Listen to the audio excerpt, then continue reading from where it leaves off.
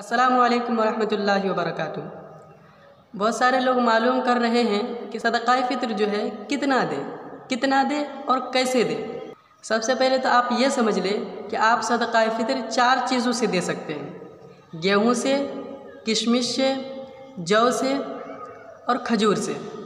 आप इन 4 चीज़ों के ज़रिए से सदक़ाए फ़ित्र दे सकते हैं।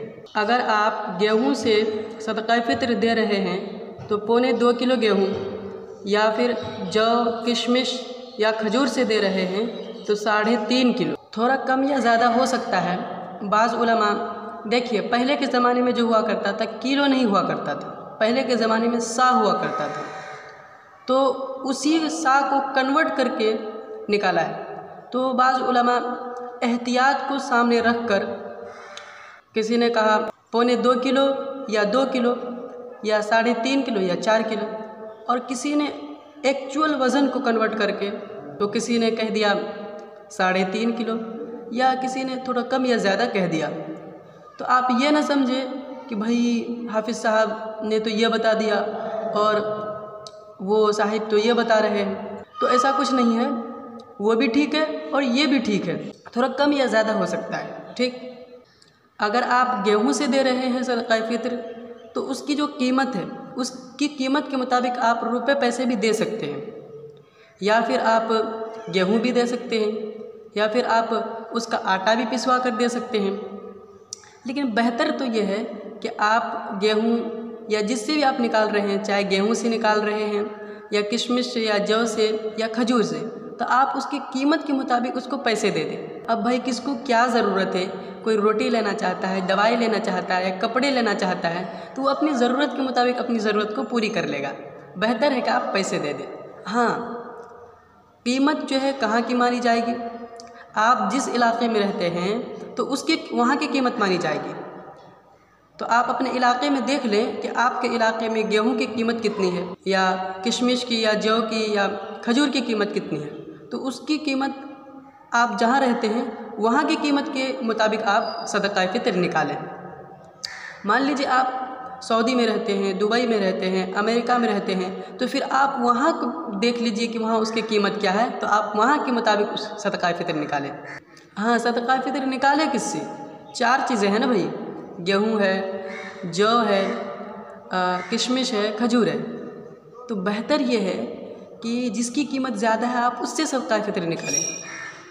सहाबाए किराम जो थे वो उस चीज़ से सदक़ाए फ़ित्र देते थे जिसकी कीमत ज़्यादा होती थी मार्केट में।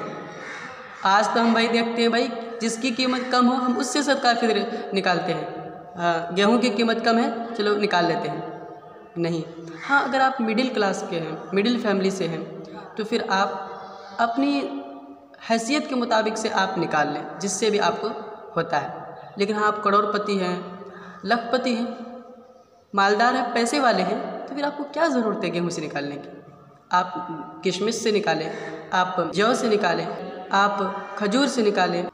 हाँ, एक और बात, क्या गरीब सदक़ाए फ़ित्र दे सकता है? पहले तो आप ये समझिए कि हर वो शख्स जो साहिब निसाब हो तो उसको सदक़ाए फ़ित्र देना वाजिब है। हदीस शरीफ के अंदर आता है कि हुज़ूर सल्लल्लाहु अलैहि वसल्लम ने फरमाया कि जो शख्स सदक़ाए फ़ित्र नहीं देता तो उसका रोज़ा आसमान और ज़मीन के दरमियान लटकते रहता है। हम जो रोज़ा रखते हैं रमज़ान में, तो उसमें जो मिस्टेक्स से जो गुनाह वगैरह हो जाते हैं या रोज़े के आदाब के ख़िलाफ़ हमसे हो जाते हैं, तो उसी का कफ़ारा है ये सदक़ाए फ़ित्र। और उलमा कहते हैं कि अगर कोई गरीब सदका देना चाहे तो और बेहतर है, वो दे सकता है। लेकिन गरीब सदक़ाए फ़ित्र दे किसको? गरीब अपने से ज़्यादा गरीब को सदक़ाए फ़ित्र दे। सदक़ाए फ़ित्र दिया किसके तरफ से जाएगा?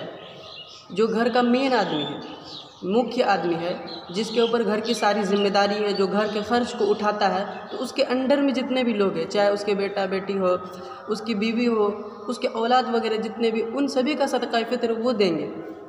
मान लीजिए आप घर के बड़े आदमी हैं और आपके औलाद वगैरह है, अगर कोई औलाद आपकी कमाती है, फिर वो अपना सदक़ाए फ़ित्र अगर कैपेबल है कि वो दे सकता है तो फिर वो अपना सदक़ाए फ़ित्र अदा करेंगे।